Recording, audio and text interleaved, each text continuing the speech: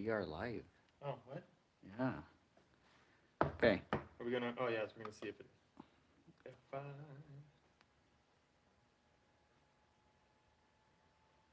Boom.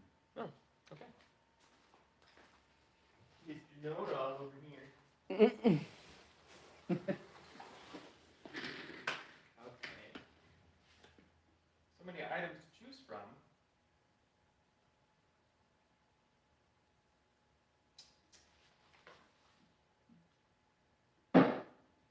We will do. We'll do this one. This is for my friends at Evergreen. Like Evergreen Bike Alliance? Yeah. Oh.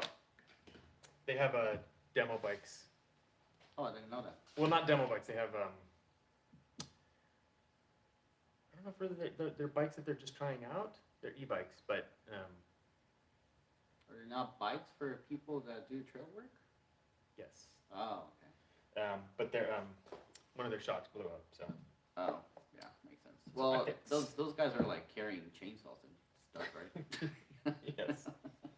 Yeah.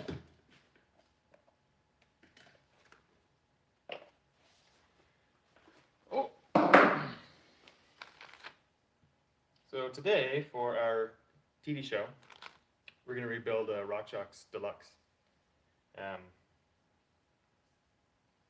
It was making some weird damping noises. So we're gonna make those noises go away. Welcome back to the show. This is our little live session. If you have any questions, please ask them on the internet part, and then Jose will relay them to me, and I'll do my best. And in the meantime, I'll rebuild this shock while we're all chatting. Get my tools out. This one. It's mostly looking at your mug.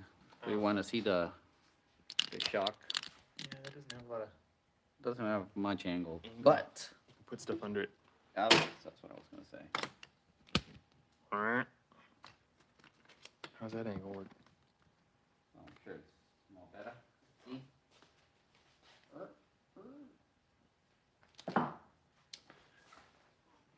That should be good. Okay, and I can bring stuff up. It's what, right here? Yeah. God, It's I need to like suck it in the whole time.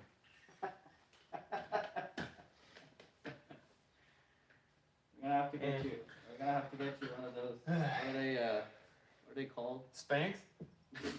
No, I need Spanx.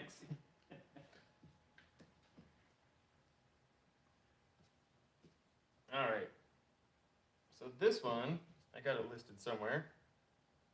This is a 210 by 52.5. Let me get up my chart.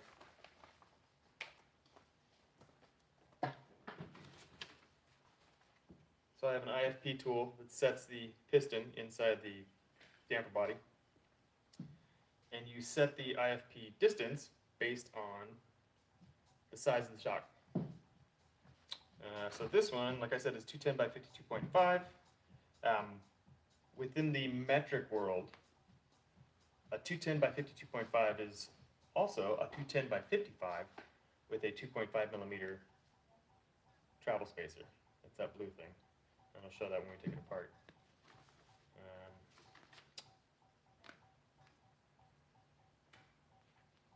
What? Yes. So this one says 62.9 millimeters. Someone write that down. Question, especially since we're just getting started.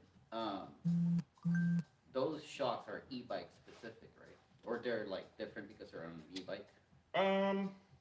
This one is not. Oh, okay. And that is a good question, because there are some of these shocks that should not be put on e-bikes. But they got to make a price point. Right. Yeah, it's really frustrating. So this has a 10 millimeter damper shaft. Yeah, 10 mil damper shaft, and then the way that Specialized likes to do it is they put a yoke right here to drive the shock forward. The downside to that design is they run a bolt through here, and so now, even though the yoke is very stiff and the rear end is very stiff, the bike is heavy, the person on it is heavy, and now you have effectively an unintentional secondary pivot.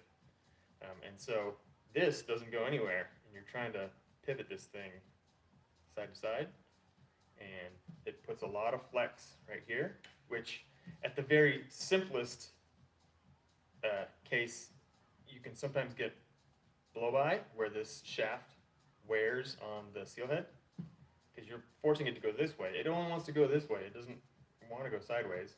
And yes, the air can does support the whole shock, but that's not the air can's full job. The worst case is when you flex it so much that you break the damper shaft. And it's been a real issue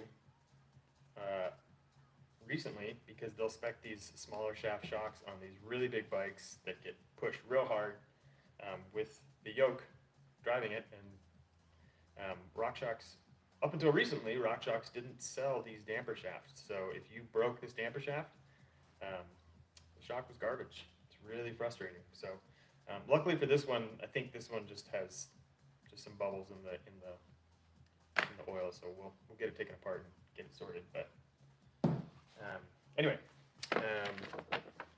62.9, and this is a select RS RCT.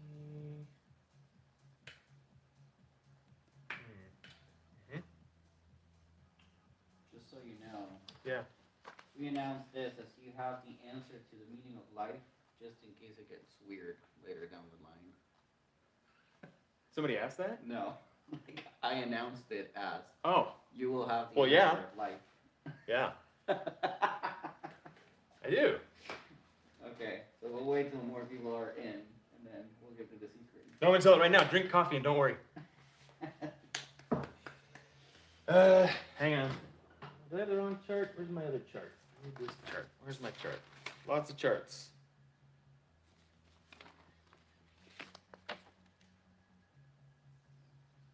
There it is. Okay.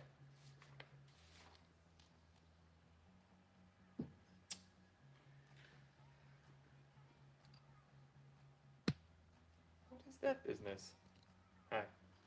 Sorry, this is seat of the old pants here. RCT. Yep.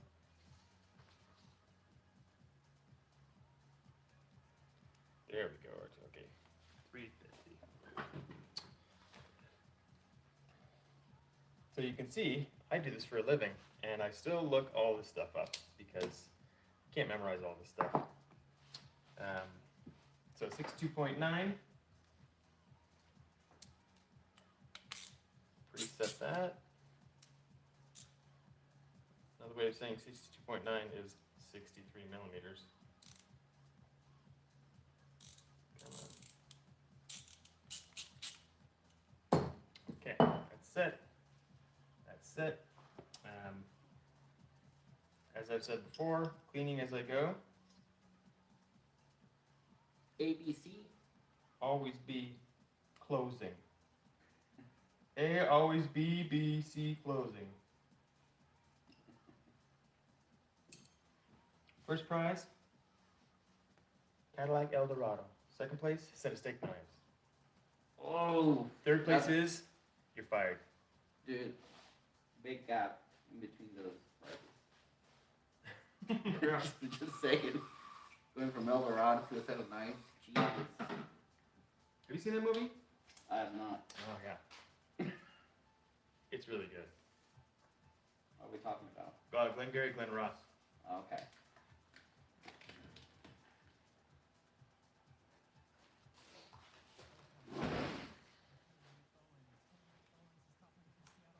'92 film.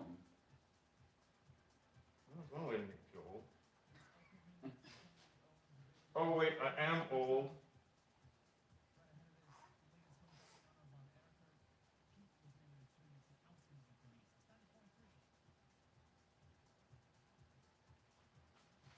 Okay. Cleaning as I go. One thing to note on the Super Deluxe and Deluxe, the backup rings, and this is a difference from Monarch and Monarch Plus, the backup white rings are different thicknesses. And you'll notice the big one is on top and the little one is on bottom. I'm assuming that has to do with internal pressures. But just make note of things like that as you take it apart, so that when you put it back together, it's correct.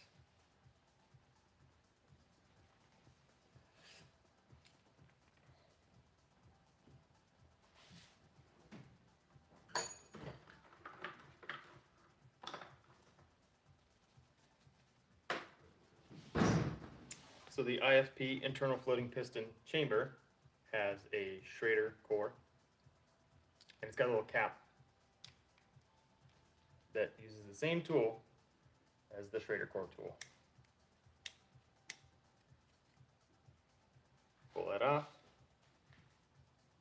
and then down inside you'll see. We need light. Is it light? Shitty light there. Well, light and focus. It's just a phone. Okay. Oh, there you go. That's actually much better. Boom. Yeah. Point it away from yourself. Sometimes there's oil in there.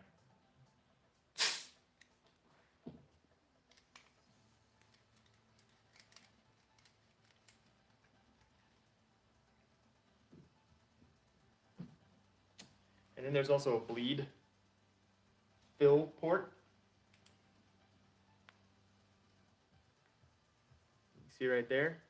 So that's just a 2mm set screw, and there's a plastic ball bearing underneath that. And you're gonna pull that apart and replace it when you go to put the shock back together and bleed it.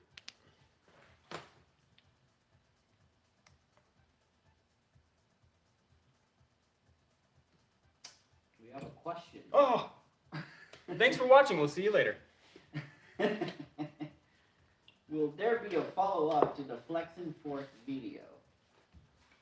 At some point, yeah. I gotta go find a bunch more forks to break. And then also it's about scheduling time, like getting Jose set up and getting the space that we use. We would use that again.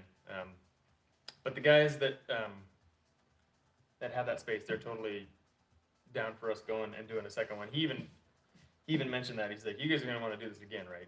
Because he had some ideas about how to do it differently. So yeah, definitely. I also have to. I feel like I need to get another Bolani fork, a new one. But they're a little upset at me, so they're not just gonna give one to me. But it's not like I can't just go on Amazon and buy another fork. Let's leave it at that. Yeah. They're not too happy with Greg. Yeah. And they didn't even see the second video. They're just talking about the first video. But their kids are starving, and that's my fault. All right, remove the damper body from the eyelet. The oil in here is pretty clean, but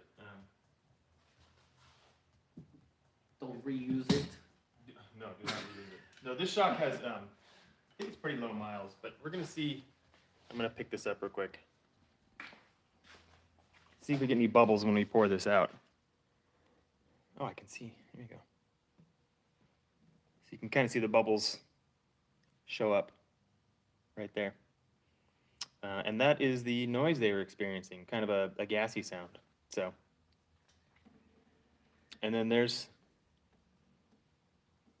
some darkness in there, so that's like something's going on with the O-ring. And for low miles, it shouldn't have O-ring issues. So we'll see what's going on.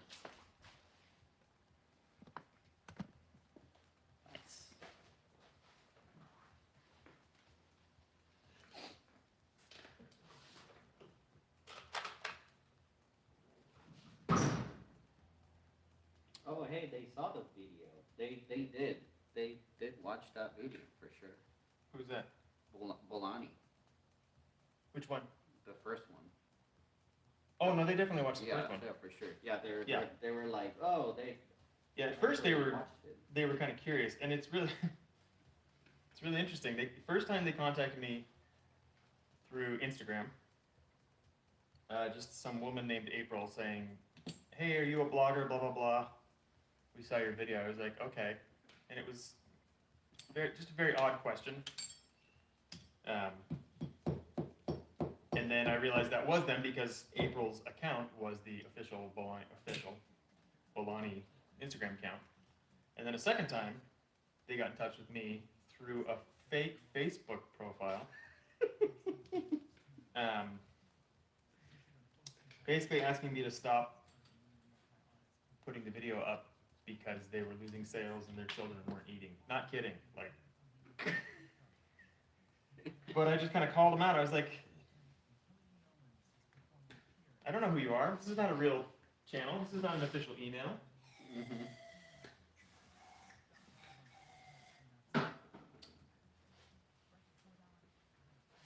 But that was, I personally, I think that you weren't like, your mind was not set on destroying the brand or the fork. You literally took it apart. Yeah, not the first one. Yeah, no, you took it apart. You were just commenting on things you were seeing. Like, it was not like, oh, hey, let's just like talk shit about these people. Now maybe the comments. But I mean, that's not your fault. Well, yeah. Yeah. So, I hope I'm saying this right. Chinese German says, hey, just dropped in to thank you for your content on the Rockshox reverb servicing. Still, the best video I've come across on this subject. You're welcome. I've wondered from that video because it has very positive reviews and like comments from people on very specific parts asking questions. Like, I wonder how many people played that in their garage, like the whole thing while they were rebuilding. Yeah. That's pretty cool. It's fun. That's awesome. Thank you. People are interested in that Wolani story, and we're not kidding. Not kidding. I need to go back and find the screen caps from the Facebook comments. Or not comments, but the conversation I had with the guy from Facebook. Okay, so here is the issue. We were getting a clunking. And your piston is not supposed to do that. And I have not touched this. I mean, you saw me just take it apart. So something happened where this just didn't get tightened down properly. Luckily, the customer caught it right away and didn't just keep riding it, because you keep going on this and eventually this all comes apart and then you basically just have a storm of metal and it's just destroyed on the inside. So good catch. Anytime stuff feels weird or wrong or odd or makes a lot of noise, stop and ask somebody for help. So we'll pull out this is the compression needle. Would you upload the screenshots to Instagram or something? Maybe blur it out in some specific parts. Maybe. I gotta go back and find them because some of that stuff it's really weird. Like Facebook messaging is, they got the first 4 letters right. It's a mess. Sometimes it's hard to go back and find that stuff. I did take screen caps of some of it, but not all of it. So, but yeah. Okay, so I put everything inside of an Allen wrench. That way the whole shim stack is all in one piece. I still go through and take these all apart and line them all up, make sure they're all clean. I also have to clean all the Loctite off the nut. We need lights in here. This joint needs lights. But there's a nut inside there that I need to clean the Loctite off. The old Loctite. Pull off seal head. So this O-ring is your bottom out bumper right there. And then the silver plate is the bottom out plate. It's what allows this O-ring to get smashed when you go full send. And then the blue piece is a travel spacer. So that's what turns this 210 by 55 into a 210 by 52.5. This plate is 2.5 millimeters thick. And then you can see below that, we'll take it all apart, but the red pieces are volume spacers. The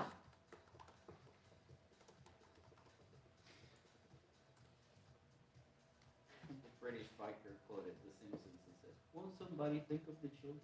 I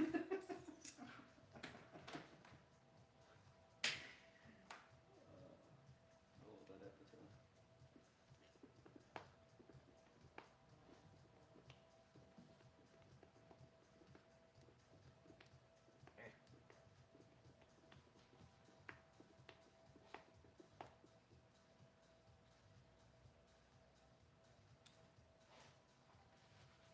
Is this when I say welcome back, British biker? Well, he's been asking questions for a while. So. No, I know, but he was on the last stream. Yeah, he was. Yeah. For sure. He said he's out. He's gonna go ride, but. Yeah. Go ride. You can always come back and watch it. So I have these reverse pliers. They're pretty rad. You can use a pick to get in here, but you're always risking scratching this stuff. So the reverse pliers are kind of nice. I just take out one volume spacer, take out two. And this one also has the NAR dog, which is a 2.5 token. And you have to take those out because the main air can O-ring is right here. And they're blocking the way.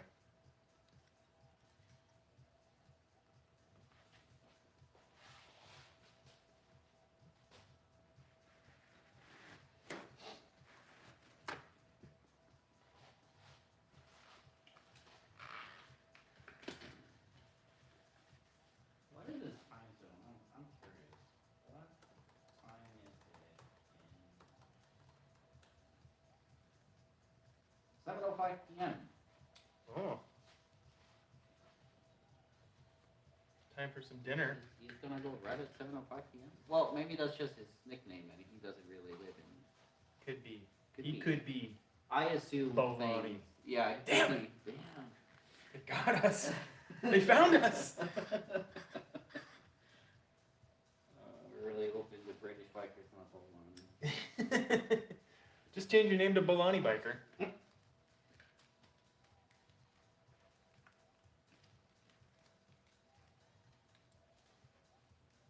First person with a couple of coffees to the Butter HQ gets a free rebuild. That's it.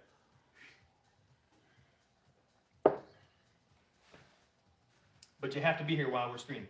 Right. Okay. So let me get my flashlight.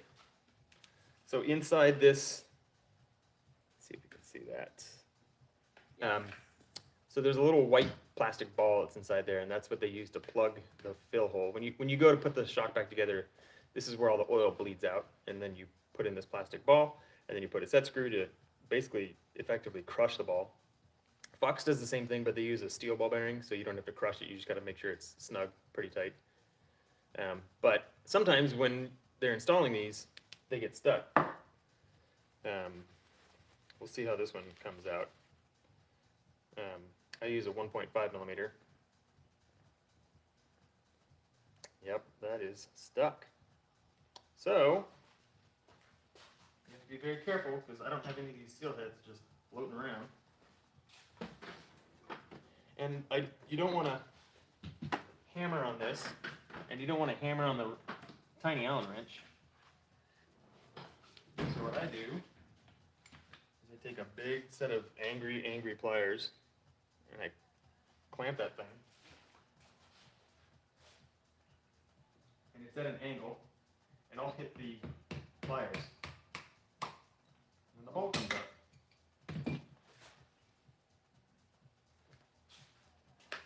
Little smashed piece of crap. How close? How close can we get? There you go. Oh, look at that. God, that focus is that close? You just pop a pencil. Add that hashtag.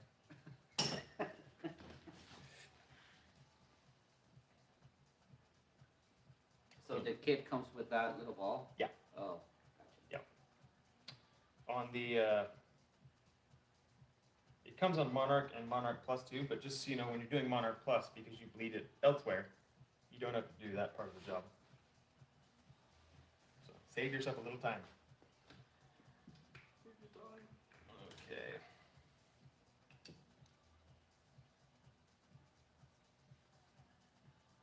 So this is where I go and take the mess shims. And the only reason I do this is because to clean them, make sure there's nothing broken, but also make sure there's nothing in between these. Because little bits of factory stuff or bits of O-ring seal, they can get in here and cause problems.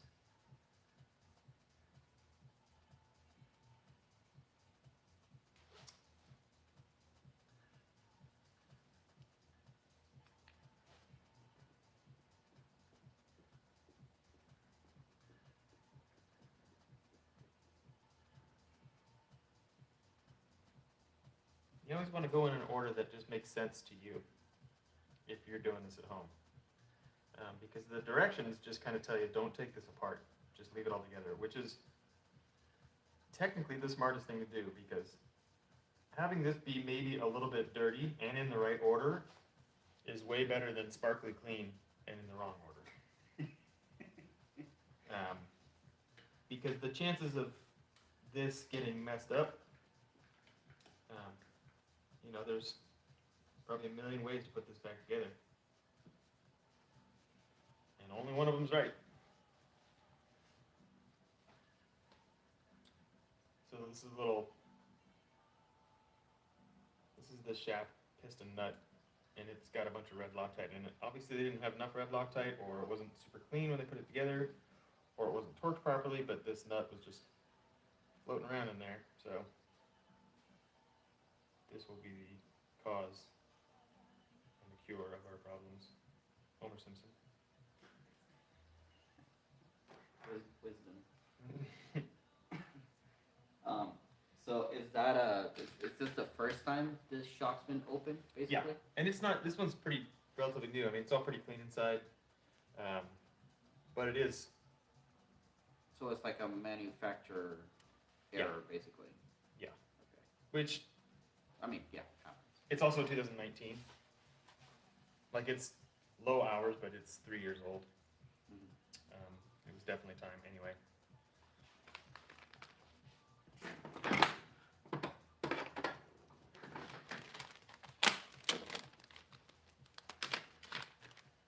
Right. Yep. So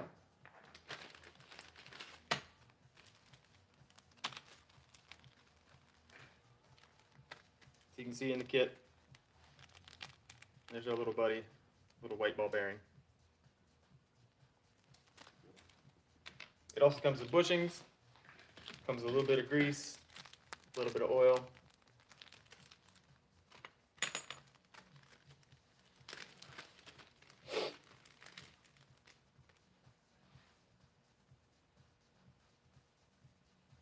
One other thing too, that's really, I don't know how this happens. I have an idea as to how it happens, but so this has like one bag full of the damper body service, and then it has one bag that's the air can service. And it includes 2 of these O-rings. You only need 1. And this happens a lot, where you'll either get kits that have, like, I swear somebody typed 2 quantity when they ordered 400,000 of these, instead of typing 1 quantity, and then all the kits get built with 1 extra O-ring. Or you'll also have, like, some of the Fox seal kits or the Rockshox seal kits will come with extra O-rings that correspond, like 1 kit will correspond to 4 models, because the air can is the same on all of them, the damper seal head is the same, but there's all these little differences. So just know that sometimes when you rebuild these, you're going to have seals left over. As long as you basically, if it's your first time doing this, set everything out next to where it goes, and then set all the new O-rings next to the ones that you're going to replace. Anything that's extra, you don't need to worry about, assuming you've got everything taken out correctly. But it's just kind of funny that sometimes they include extras.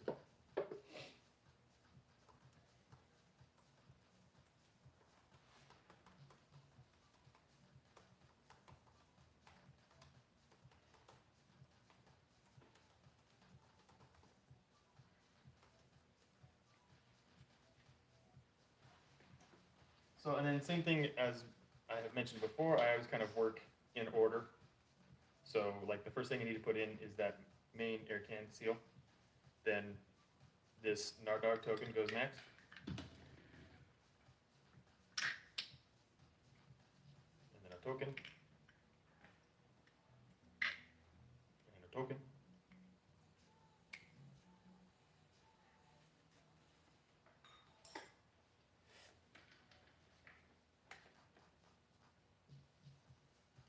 So with these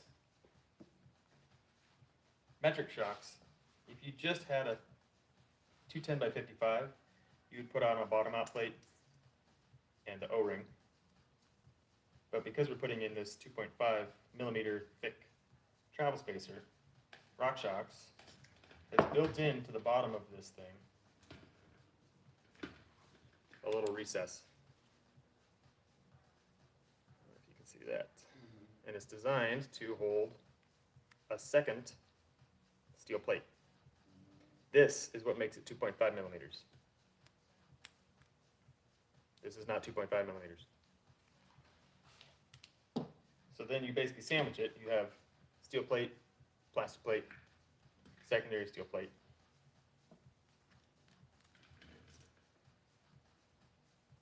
Oh, secondary note. There are limits on how many volume spacers you can put inside these, and the limit is based on how much room you have below where this shaft goes into the eyelet. So this is basically the max. It's a 2.5 Nardog plus 2 more tokens, but this black part needs to be sitting above these plastic volume spacers. Because you imagine if you somehow magically, it wouldn't sit there, but if you were to put another volume spacer in here, you would limit your travel by the thickness of that volume spacer. So no matter what you're doing, it can't be above that black part of the eyelet.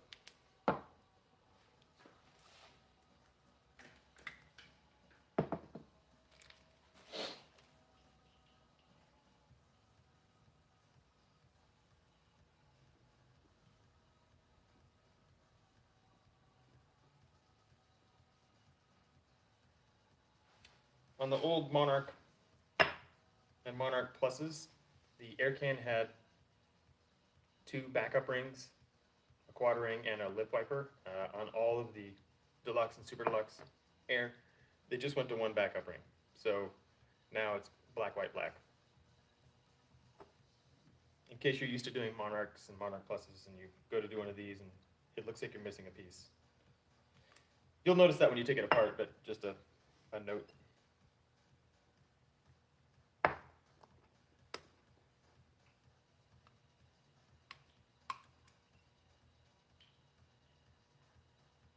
I'll smear a bunch of the green stuff in there.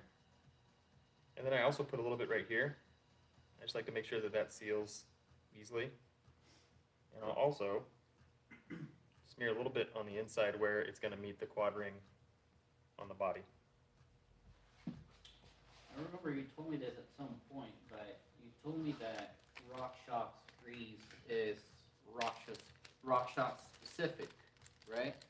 Yeah, I mean, it's funny, the old Rockshox grease, the Judy butter, is slick honey. And they switched over to the green stuff, which comes in these little tubes, or in a big tub like this. This stuff has Teflon in it, PTFE, so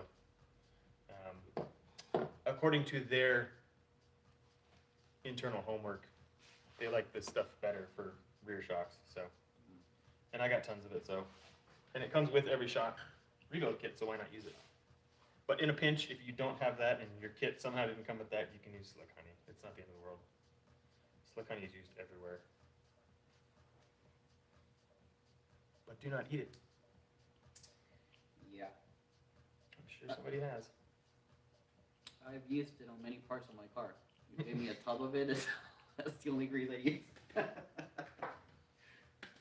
Disclaimer, don't use it on your car. You've been working on your car suspension? Well, not really. It was just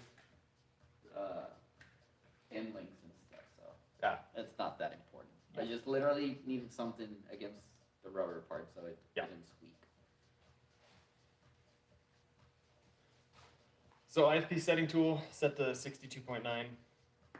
I always double check just to see where it's going to end up. Make sure that I have set it correctly. Like if this thing was set here, that's not right. And if it was set here, obviously that's not right. There needs to be room for this piston to move, and they have calculated the movement of that piston based on what the travel of the shock is. So, but this just allows you to set it. The nice thing about this tool is if you're using like a set of calipers to measure down inside, this is a scratchy thing, and you run the risk of gouging the inside of your damper body, which you do not want to do. It works in a pinch if you're very careful, but as per usual, the correct tool makes the job so much easier. Because even though this is metal, it's also all the edges are rounded. It's nicely anodized. It's not going to scratch. So I like using the right tool for the job. And then once you set the IFP, you want to put the Schrader core back in. That kind of tells the IFP, hey, don't go anywhere. You can still push it, but now it's pushing against an air chamber. And then secondary to that, Rockshox has some plastic clamps. Right? Where'd they go? There we go. So Rockshox makes these plastic clamps. They know that the IFP is going to be right around here.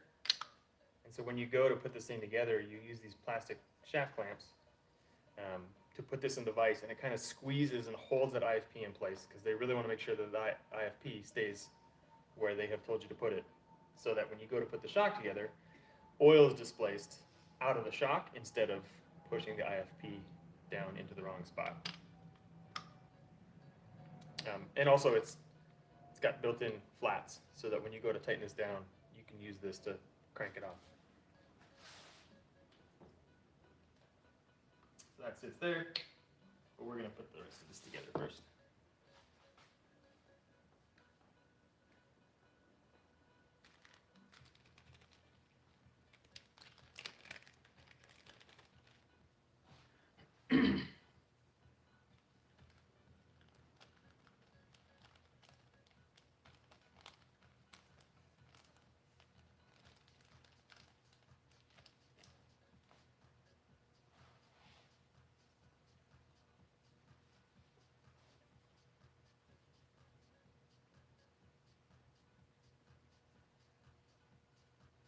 Tiny O-rings.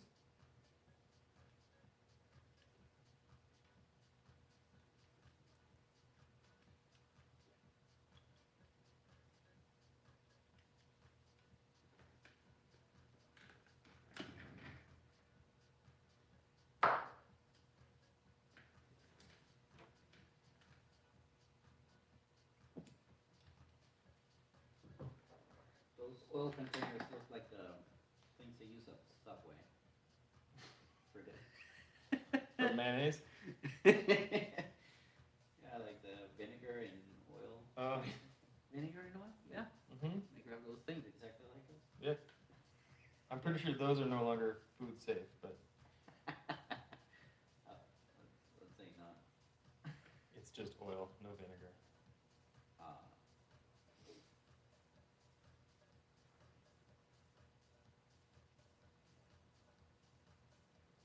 Little tiny O-rings. These little O-rings, they basically center the selection shaft, the compression shaft, inside the actual damping shaft itself. And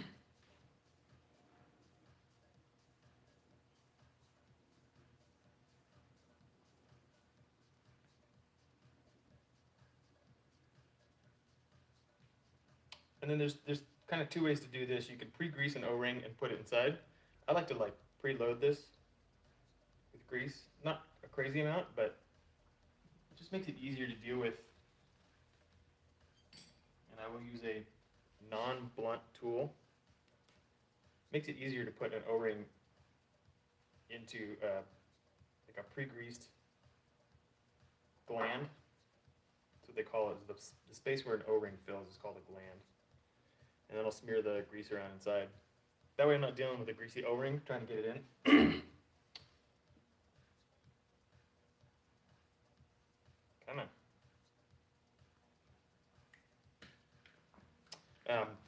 Rockshox chamfers all of their damper shafts so that when you go to put this on, you just kind of gently push it and it goes on. Fox, a lot of their damper shafts are cut 90 degrees, like very sharp, and so they have bullet tools that make it so that when you go to push it over that over that edge, it doesn't cut the O-ring.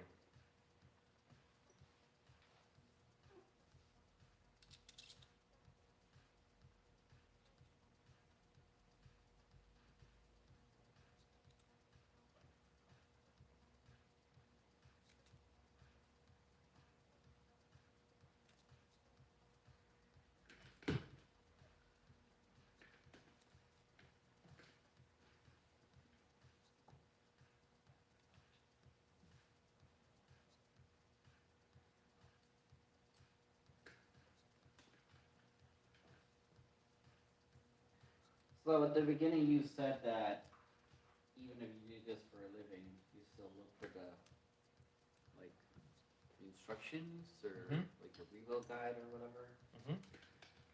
What forks or shocks do you actually know by heart? Like Like the 36, probably. some of the 36s, yeah. Like the 30, because 36 had a bunch of different variations. But like if you hand me an RC2 cartridge, I don't need to look any of that up. The Fox has two air springs. It's called NA and NA2, which means negative air. So like old Fox had a coil spring negative chamber, or negative spring to go with your air spring. The downside of the coil spring was you had one spring rate for all air pressures.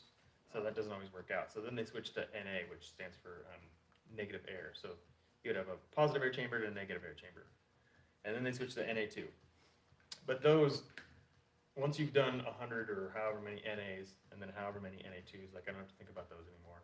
Any of the old pikes, they're all the same.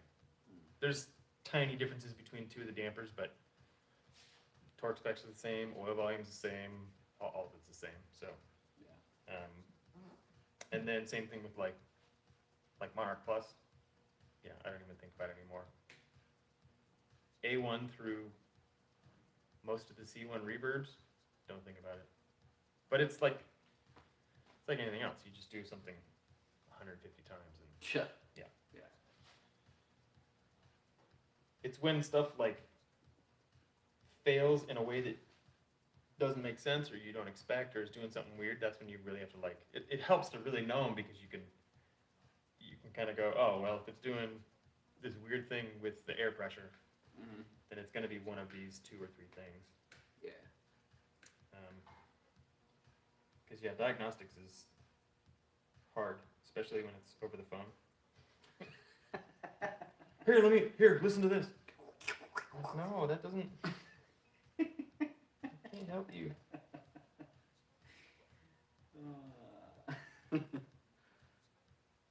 That's great. It's like taking your car to the mechanic and saying, on the way here it was making this noise.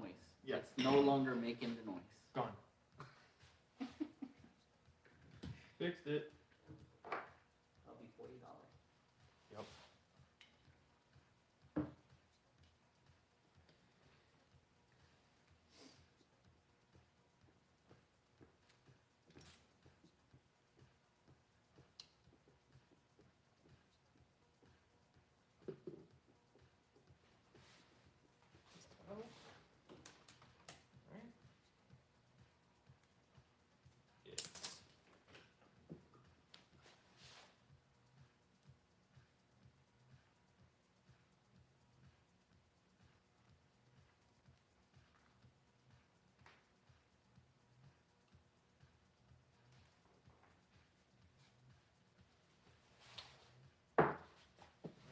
This one.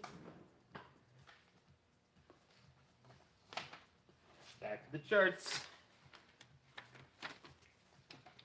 4.5 Newton meters.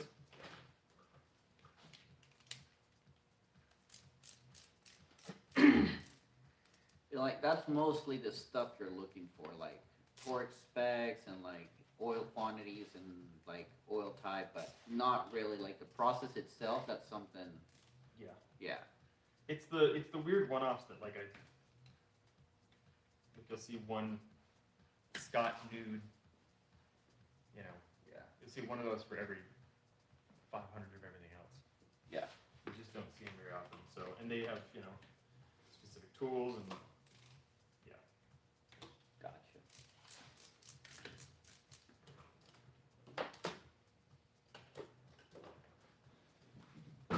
Pretty sure this The one. British biker is back. Oh, I got lucky with right. that was a quick ride. Last weekend I slashed the tire 5 minutes in. I would say that's pretty unfortunate. Yeah, but it's 5 minutes in, not 5 miles in. Well, yeah, that would be even more unfortunate.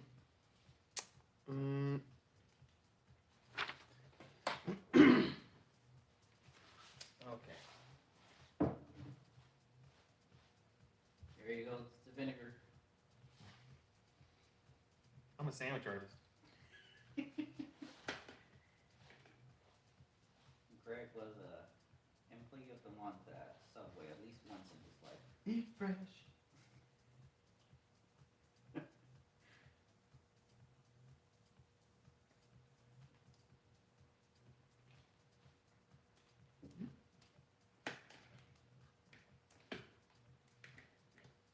Cool. So when you're getting ready to put this together, Go. you want to make sure that it is in the open mode.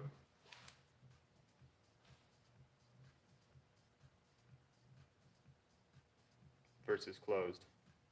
You can see that the little plate pops down. Closed mode, that covers the holes that allow the oil to flow through.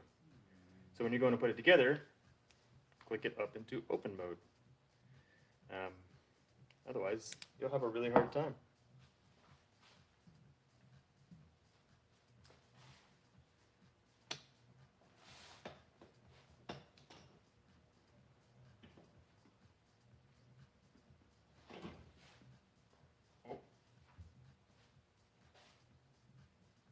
And it's going to spill.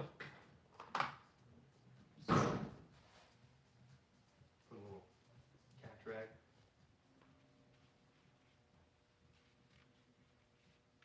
And it's going to spill.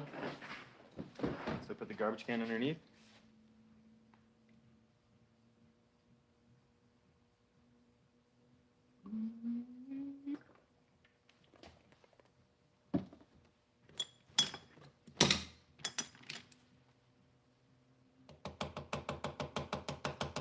Just make sure there's no bubbles. When you go to put this together, you are threading this body, or this eyelet, into the body. You are not threading this thing. So it's really important when you go put this together that you start to get it all set up, and then you only push here, because you're just trying to push this piston into the oil, but you don't want to set this anywhere other than fully extended, because everything, when it's fully clicked off and done, is assuming that this is fully extended. Do a little 45-degree angle. You're just slowly kind of getting oil in there. Look at that. Put a cloth in there and it's still going to leak. And then these are pretty fine threads, so I'll start and I'll back off until it goes smooth. And you can see here, that's the bleed port. That's where the oil and the bubbles are going to come out. And again, you'll notice I'm not touching this.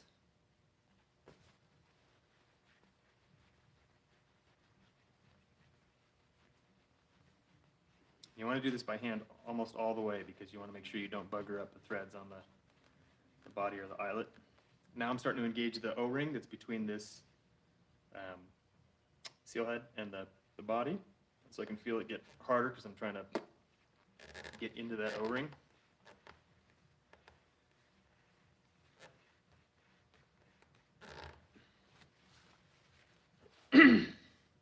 So now all the bubbles should have escaped. You can see one or two still coming out. Sometimes I'll give this a little twist, but again, I'm not pushing down. I'll give it a little twist just to kind of see if anything else comes out.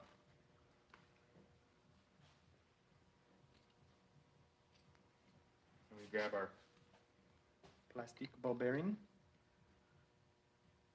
It'll just fall down in there. And this is a 2 mil set screw. I'm pushing this through oil. I want to introduce no bubbles. And you just thread this down. So that's where it stops. I have now contacted the plastic ball. And they say, I think they say go half turn, which ensures that you have sealed everything off, crushes the ball bearing, makes it a pain in the ass for the next time, but that's okay. Pretty clean overall. And then we go to set the pressure. Nope. Oh, we're not done yet. Sorry, eh? So this takes a, this is specific to the Monarchs, but it works on all of these. It's basically just an adapter. I always thread the adapter in by hand without the pump. That way I can know that I've engaged the O-ring properly, because these O-rings on here are super tiny, and this design makes it so that it's kind of easy to get the O-ring kicked out and then it won't seal. So that's in hand tight.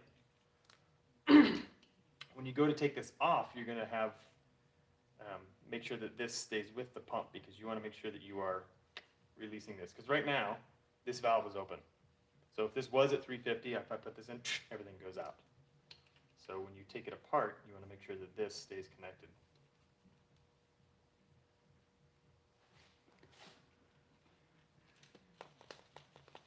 It's a small chamber, so it should go pretty quick.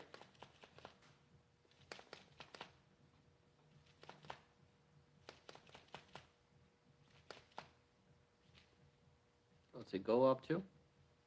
Well, these can go anywhere from like 250 to 500, depending on the model and the damper. This one's 350. So you notice, boom, it should go pop. And that is the sound of the air leaving the pump, not here. I like to double check, make sure this is snug. And then flip it over. I do have a fancy bench mount dyno, but I can just test this right here. Oh, rebounds all the way up.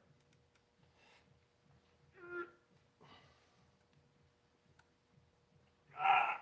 Hey, look at that. It works. I also like to test the rebound too. It should, depending on the model, it should come back real slow. Oh, that's locked out still. So that's coming back super, super slow. And then as you open it, it goes faster.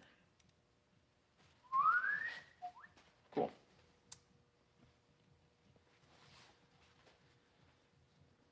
And then we'll put our little cap back in.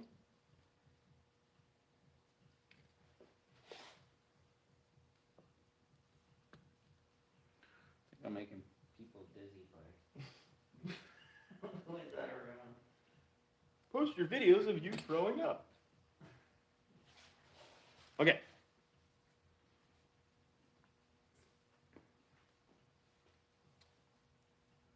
Quad seal. On these, see if you can see there's the thicker one and the thinner one. Thicker one goes on the inside. Thinner one goes down here.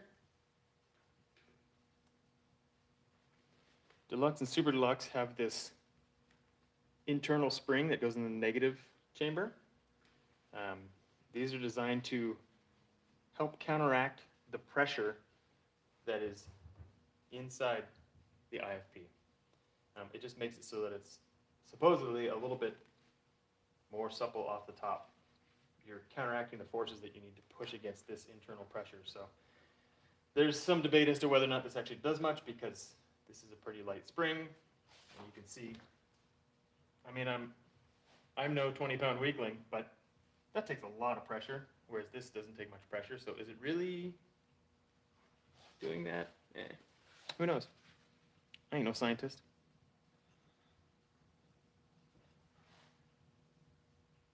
As my friend Ricky B said, paint this seal. I don't know if he's watching. I don't think he watches my show. You just need enough on here to lubricate the seal. And then inside your little bag here, they give you just the right amount of, what is this? 15W50 air can oil. So you take 1 cc and put it in here. Just let it dribble around. Get the can started.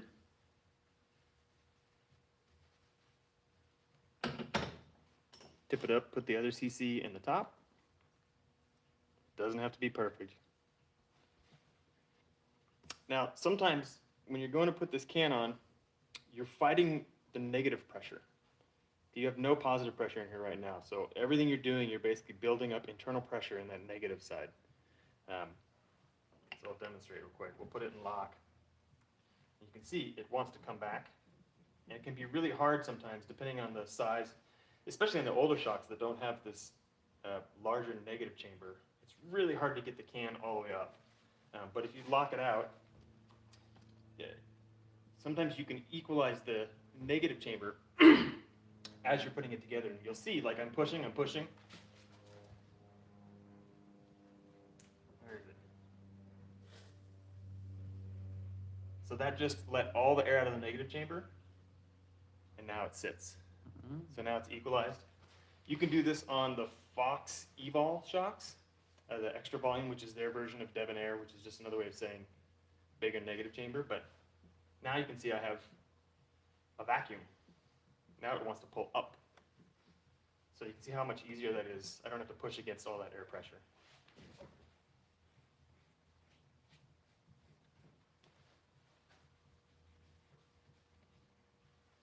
Starts to engage the internal O-ring.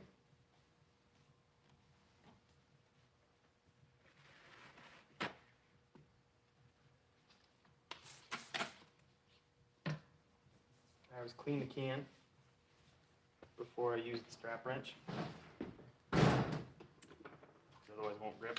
You don't have to go crazy in this, but just make sure it's not going anywhere.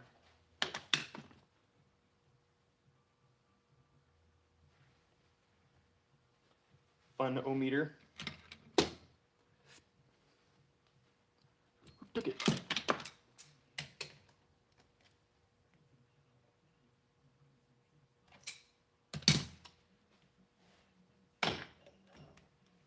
And then we'll inflate this and should be good to go. I think that's it for today. I'm gonna drink more coffee. Thanks for watching, and don't forget to tell your friends that you saw this really cool show about some guy in Tukwila rebuilding shocks. I'd appreciate it. See you guys later. Sweet. Oh. Huh? Oh, the button's always behind the thing. All right. Okay. Oh, we're really gone now? Yes. Okay, bye.